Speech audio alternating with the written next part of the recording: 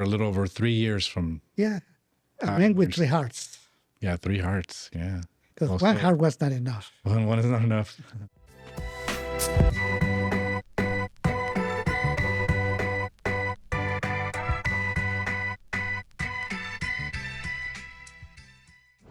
Hi, I'm David Alvarez. This is Dreaming Big, Working Hard, a podcast where we talk to real people about things happening in our community. And today is a really special day. I have a special guest. It's really a tremendous honor. Someone that I've read their writings, have learned a lot from, and over the last few years have had the opportunity to spend some time with. It is really an honor to have this conversation that I think you will enjoy with Don Miguel Ruiz, the author of The Four Agreements. Well, thank you again, Don Miguel, for being here. It's really a tremendous honor to have you. It is, and we'll get, I'm sure, to talking about dreams and dreaming big, working hard is our podcast. It is definitely a dream to be able to have this conversation with you to share. I've learned tremendously, certainly from your works, beginning with The Four Agreements, but you've had other works that you've published. And even more so from having the opportunity to sit down, to share a meal, to just talk with you about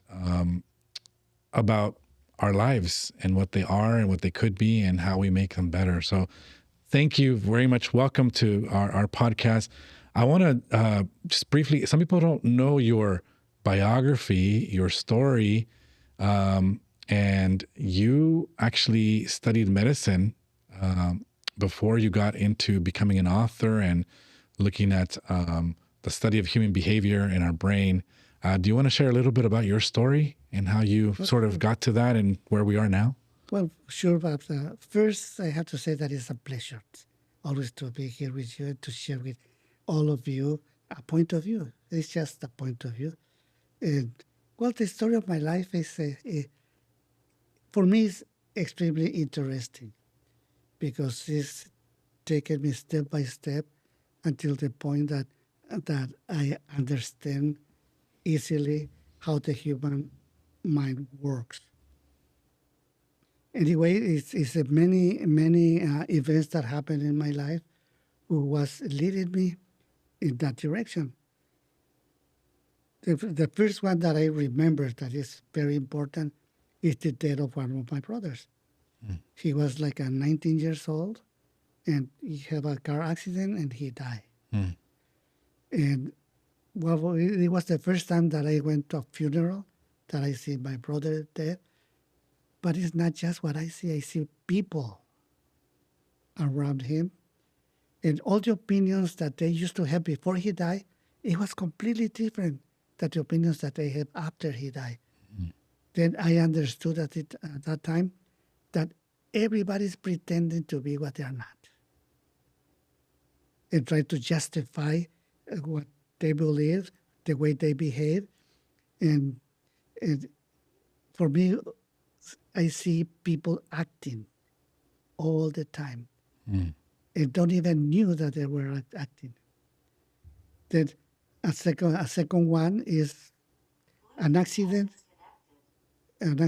where I see my body fainting in front of the wheel. And I knew without a doubt that I am not my body, but I live in my body. And from that time on, I see my body in a completely different way, with a lot of respect and a lot of love for my body, because I knew what the body is doing for me. You know, the body always obeys what I want him to do. If I tell my body, go and drink, the body will drink. If I ask the body to do whatever, the body will do it. Then I start seeing my body like a pet that I love so much and that I respect so much. Then I have I changed careers. I started being a medical doctor. I went into exploring the mind until the mind they were very, very clear for me. And the result, of course, there was the Four Agreements. And much later, I have a major heart attack in 2002, February 2002, 28. and I was 9 weeks in coma. Mm-hmm. Then everybody believed that I will not survive this major heart attack, but I survived. When I wake up, the doctor tells me, okay, if you're lucky, you're gonna live another year. Then you have a whole year to fix your lives, give whatever you need to give, etc., etc. But for now on, you have to stay at home, watching TV, reading books, and that's all you can do. There's nothing else you can do. I said, well, okay. I arrive to my home and I get to my kids and I say, well, there is no way that I will wait for death to come and take me. I will go and look for death. And I start doing what I love to do. Keep teaching, keep sharing. It passed a year. I'm still alive. Another year, I'm still alive. But the 7th year, my body was in a very bad condition. And I decided that maybe I can have a heart transplant. Mm-hmm. Then the whole year, they study my body and they accept me. And by August 2010, they tell me, okay, you're in the list. It will take from 6 months to 1 year to get your heart. Well, my body, I was already in wheelchair. And I said, I thought, I don't think I will survive 6 months or 1 year. Anyway, it's okay. Well, 2 months later, December 10, 2010, I have my first heart transplant. Like a couple of months later,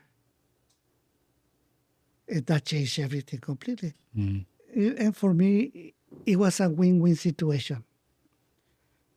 If I die, which I cannot desire to die in a certain way, it's a win situation. I don't have to suffer anymore. I don't have to take care of my body anymore. And if I don't die, then it's another chance. I recovered like in 6 months. And first thing I start traveling around the world again, giving lectures.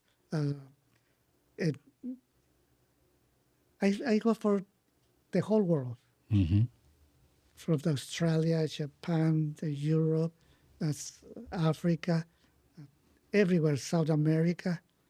Of course, in America, almost every state of America. I was very, very active until my body stopped me. Because with all those traveling, I was sleeping maybe like 2-3 hours a day only. Then my body kind of make me to stop.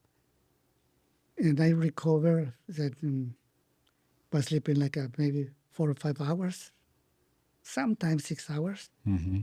Anyway, everything was going very well until the year 2020. That I went to Teotihuacan. It's one of the sites that I used to take a lot of people to teach them. And coming back to the States, I get a very strong flu. My body was feeling very bad. I went to my doctors. They studied my body. They didn't find anything. It wasn't the time when the COVID started in China and other places in the world. Then they didn't say that it was COVID, but I have all those symptoms. What I think that saved me that time is the medicine that I was taking to stop the rejection of the heart. So you were still taking your heart medication from that was 10 years before. Yeah. And anyway, I noticed that my heart started failing little by little. In a few months, they put me a stent and another and another. And this is now your heart that was transplanted. Needed now stents. Was going down, and of course, that was for the COVID. Anyway, in 2021, they tell me, there's nothing else we can do for you. And I say, what about another heart? I said, that's an option. Then they study again my whole body. In December 2022, I have a second heart transplant. And once again, I'm recovering from that. You're a little over 3 years from. Yeah, I went with 3 hearts. Yeah, 3 hearts. Yeah. Because one heart was not enough. One is not enough. Thank you for sharing that very personal story. So certainly you've had incidents in your life that have occurred that have shaped you and that have allowed you to probably do a lot of reflection, I assume. It was done already. Long before the major heart attack, I was getting the same conclusions that I have right now. There's nothing new. So why were you working so hard? You wanted to share it with everybody? Is that why you were going with 2-3 hour sleeps? Well, I was going around the world saying the same message. Yeah. Which you wanted to share with people. Oh, yes. Yeah. I do it because I wanted to do it, not because I have to. Right. I don't have any responsibility, like none of you have to have. Whatever you do is because you want to do it, not because you have to do it. But of course, there's sometimes that circumstances make us do things that we don't want to do. Then there's no judgments about that. But anyway, at certain point, my body say enough is enough, and I just shifted and just keep writing books. Yeah. I write like 10 books, I guess, something like that. Yeah. Yeah. So your most, or your first book, which sort of raised you to the level of New York Times bestseller. Oh yeah. All my books, well, they were translated in like 53, 54 different languages, which means they're all around the world. Right. But your first one was the Four Agreements. That one's the one that everybody realized what you had to share with the world. You were, Oprah's book club and all the things that you hear about books. I want to ask you because, the Four Agreements are a tremendous, and everybody should have a copy. Yeah. And everybody should use it for no matter what stage of life you're in. And we could talk about that a little bit. But I want to ask you now more personally, because I haven't really asked you, how did you feel when your book took off like that and people like presidents were reading your book and recommending your book? I just can't even imagine what that would mean. Well, nothing really. I was expecting that book would go all around the world. Since I decided to publish the book, I knew it was going to be a bestseller. And now it's a classic. That book will live for hundreds and hundreds of years. Yeah. Because it doesn't matter when they read it. It's right now. It applies to everything. Then now you see many young people in the teens and early 20s that they're given more and more to this book. Is keep growing and growing. Yeah, it's part of university courses now and a lot of parts in the world. And many universities are using it. Yeah, and we can't do it justice in the amount of time we're going to talk here about what is in the book. Although it is, relatively small book, and anybody can read. I read it for a first time before I was married, before I had kids, before I even had a profession, a career, and I've reread it since as my life has changed, and it always hits a different way, and it touches my life. Like I said before, is pure magic, this book. Then you read the book the first time, and depending on your belief system, you will understand it.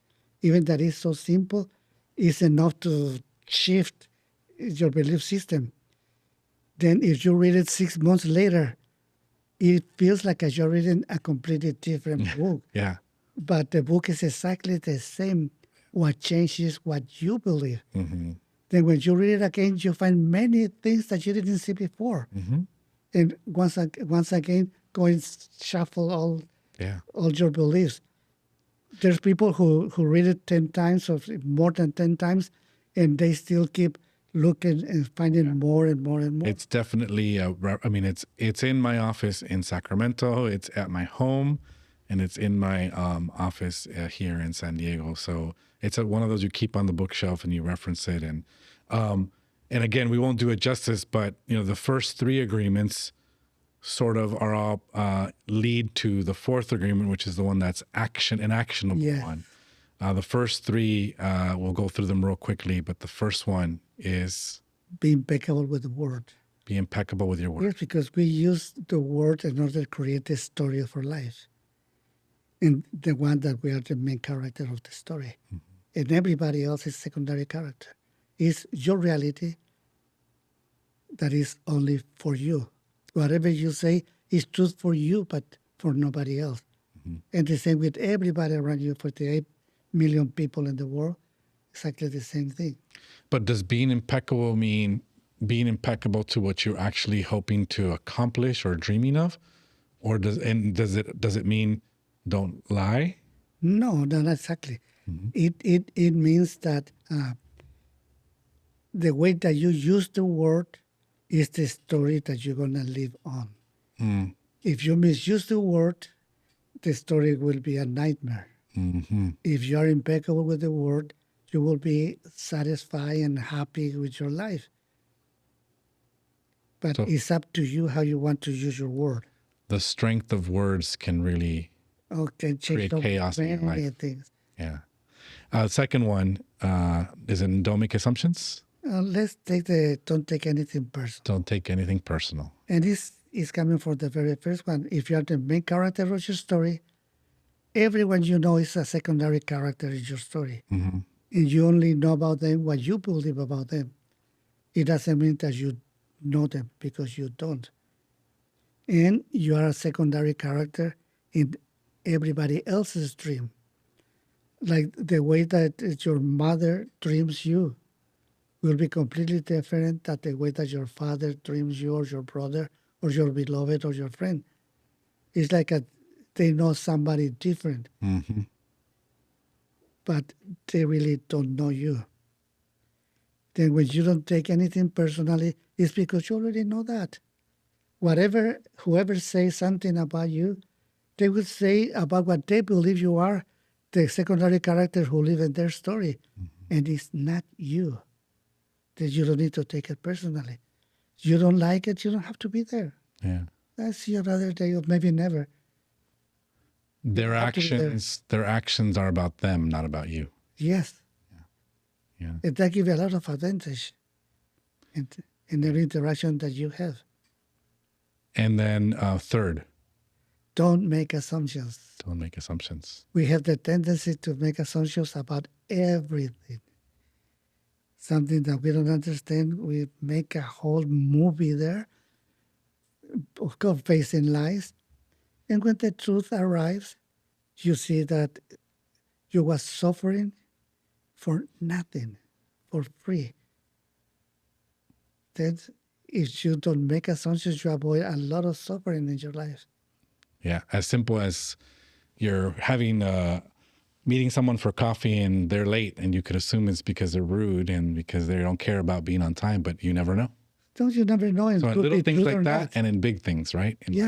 Could be truth or not, and it doesn't matter. It doesn't matter. Now you know that if the same person can play it again and again, you already know it's going to be late.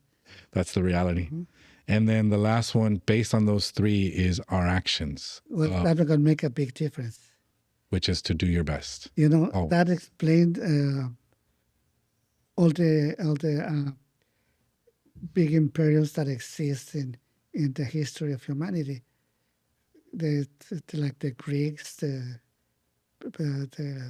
Egyptians, Romans. It's because they did the best. Then perhaps you cannot be impeccable with the word, or perhaps you take many things personally, or you make many assumptions. But something that you really can do is to do your best. And your best change all the time. It's not the same always. Like when you're healthy, strong, your best is different than when you're weak or sick. And you just to accept where your best is. And don't judge yourself because you don't do what supposedly you should do. I want to talk about dreams before we go, and what that means, and dreaming big, working hard. The name of our podcast, Dreaming Big. You talk about how when we see our reflection in the mirror, the reflection is a dream that we've created for ourselves, of which we are the central characters. main characters of those dreams. Right now, a lot of people are feeling that we are living in what can, some people call it a nightmare. Some people call it definitely not a good dream in society. And in America, people are living this quite a bit. And so people would say, well, shouldn't dreams be good or lead to good outcomes? Can you help us understand why some people's dreams may be different than others? Well, that will depend a lot on what they believe. And yes, it's a reality. The society dream right now is in that way. It is the result of many decisions that people make. And of course, they have a reason why to be afraid, because yes, that is fearful. Like people that have a skin like us, we can be afraid, but we sometimes get saturated and we go even going to irrational fear, because fear is something completely normal. Fear helps you to survive. You perceive it and you try to avoid it. You can run, you can hide, you can face it. But this is the irrational fear, like a tiger coming, you see it coming, you better run. But there's also the irrational fear that is the one who controls a lot of the people's dream, and is by making assumptions that everything will be so bad, and we're afraid of everything. Then normal fear will tell you, be caution. Don't go places where you can be hurt. Or things like that. Common sense. Is a dream that creates fear or based off fear or fearful, Or the is that more dreamers. power? Yes, those who are the dreamers who create those situations. Yeah, they Is create that dreams. more power? Is that, I feel like that's very powerful. Oh, it is. Of course, it is very powerful. But it's used by the one who have that power. Like you have power over your family. You have the power. Then your children have to follow you.